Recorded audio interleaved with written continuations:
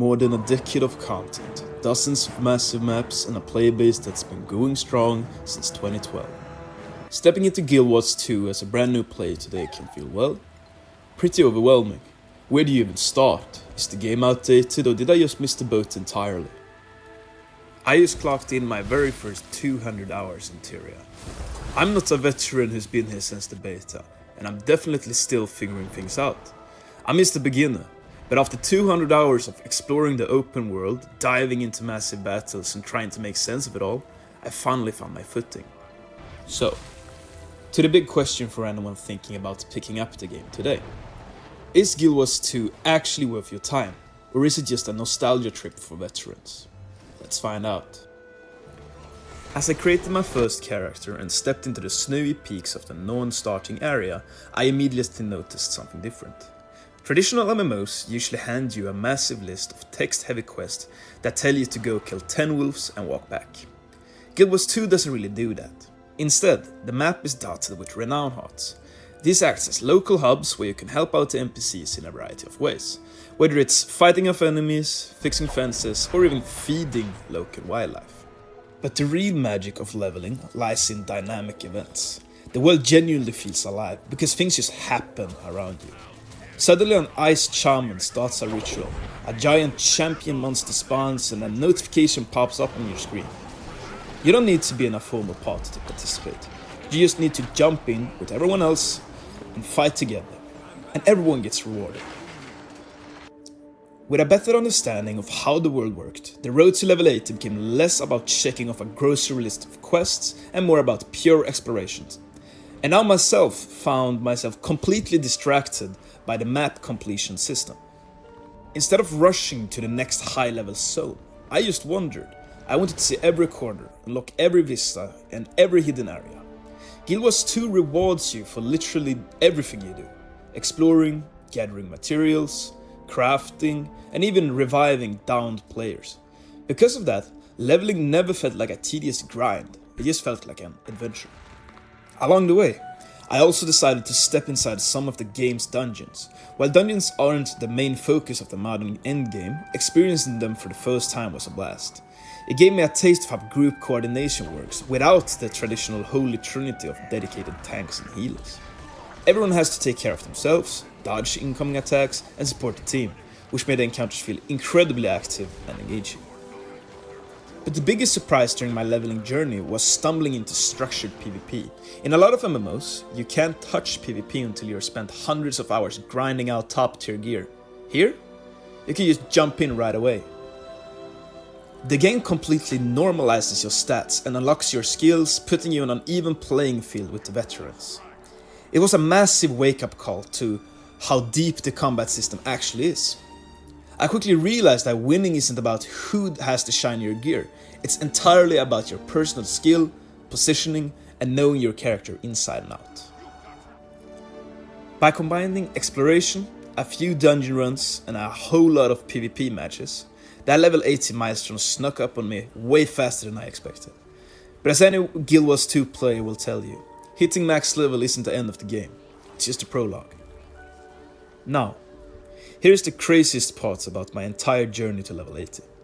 The map completion and the PvP, I did all of it without spending a single dime.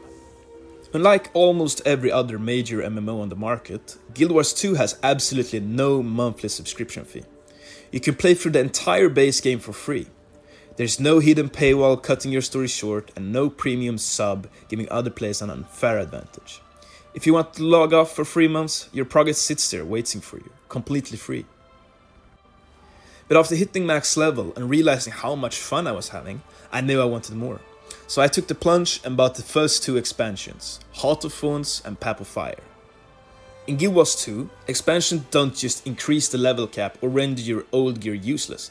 Instead, they introduce you completely new ways to interact with the world through horizontal progression. You unlock new elite specializations for your classes, face much tougher map metas, and most importantly, you get access to the mount system. While most MMOs treats mounts as just a basic speed boost, this game treats them like physics-based vehicles. Every mount has a specific purpose, and they feel amazing to control. As soon as I realized what was possible, I set myself a massive long-term goal. I wanted to unlock the Griffon. It's a hidden, prestigious endgame mount that requires a long achievement chain, exploring hidden corners of the desert and saving up significant amounts of gold. It felt like a true milestone to work towards, a reason to really dig into everything these expansions had to offer. The Griffon was an absolute grind. It takes a massive amount of gold and a ton of open world collections and plenty of patience. But when that achievement finally popped up and I took to the skies for the first time, it felt incredibly rewarding. The momentum-based flying mechanics are unmatched, and suddenly the entire world of Tyria felt twice as big and 10 times more accessible. But as any player will tell you, the Griffon is only half the story. There's another legendary mount out there that completely changes the game by allowing you to hover and scale vertical walls. The Skyscale. Now, as a newer player, you actually have options to get it. You can unlock it through the expansion Secrets of the Obscure, or do what I did and go the classic route through Living World Season 4. But to go the classic route, I ran into a hurdle. You need to purchase those story chapters with gems, the game's premium currency. This is where Guild Wars 2's incredible economy comes into play. Instead of pulling out my wallet, I use one of the best features in the game, the gold to gems exchange. You can literally convert your hard-earned in-game gold to premium currency. I hoarded my gold, bided my time, and waited. When a Greenland finally dropped a massive Gemstore sale on Living World complete packs, I pounced. I converted my gold, bought the entire season for the fraction of the cost, and I unlocked the path to my Skyscale without spending a single real-world dollar. With the chapters unlocked, the real test began. If the Griffon was a steep financial hurdle, the Skyscale was a full-blown pilgrimage. It's easily one of the longest and most involved grinds I've ever done in an MMO. The achievement sends you on a massive scavenger hunt across the entire world, forcing you to fully explore all the new maps introduced in Season 4. You're collecting eggs, treating the mount, and completing puzzles all over Tyria. But honestly, exploring these new maps and finally unlocking the ultimate all-terrain mount made every single hour of that grind worth it. But while unlocking the mounts was a huge milestone, it wasn't actually where I spent most of my time. The place I truly fell in love with is World vs. World, the massive server-wide PvP war zones. Coming from a game like Albion Online, I already had a huge appreciation for massive, large-scale faction warfare. And World vs. World gave me the exact same adrenaline rush. Running with a huge surge of players, listening to commanders and clashing against enemy groups and sieging massive keeps, it captures that epic, chaotic, large-scale feeling perfectly. It quickly became my absolute favorite thing to do in the game.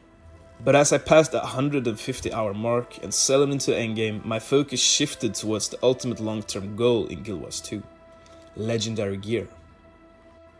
Unlike other MMOs where gear becomes obsolete with the next patch, legendary items here have the exact same stats as the top tier Ascended gear. The real value is the pure convenience. You can change their stats on the fly for free, swap upgrades at will, and share them across every character on your account. My very first target was getting Acacia. It's a stunning pair of legendary gloves, but to get them, I had to dip my toes into the game's instanced PvE dungeons, known as Fractals of the Mist. Now, I don't have a ton of experience with Fractals yet. Essentially, they are bite-sized dynamic dungeons that scale up in difficulty and introduce wild modifiers the higher you go. It was a fun challenge, and it gave me exactly what I needed to make a serious progress on my gloves. But as much as I enjoyed that PvE milestone, my heart was already somewhere else. After spending so many hours running with the Zergs, I realized that my true home was the battlefield. So while Acacia was a fantastic start, I officially shifted my focus. Right now, I am fully putting my time and resources into crafting the World vs. World Legendary Armor set, earning my upgrade straight from the chaos of server warfare. So, we return to the big question that we started with.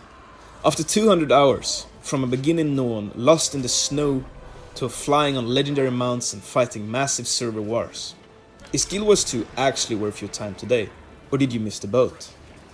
The answer is a resounding, absolute yes. Guild Wars 2 doesn't force you into a linear box. It gives you the freedom to explore at your own pace, conquer massive grinds, play the economy, and join an incredibly welcoming community. It respects your time in a way that very few modern games do. And if you're worried that you're joining too late, especially with the massive news that Guild Wars 3 is officially in development, don't be. If anything, right now is the perfect time to jump in. A new franchise announcement doesn't mean that this world is shutting down. It means the community is far more energized than ever. ArenaNet is still fully supporting Tyria. The servers are packed, and because of the game's horizontal progression, the hours you invest today will never be rendered useless by a gear treadmill patch. You have an entire decade of masterpiece MMO content waiting for you, completely alive and well. My first 200 hours were just a prologue. I found my home in World vs. World, and my legendary journey is only just beginning. Tyria is absolutely worth it, so grab the free base game, make a character, and come see it for yourself. Thanks for watching. Let me know in the comments if you're thinking about starting out, and I'll see you in the mists.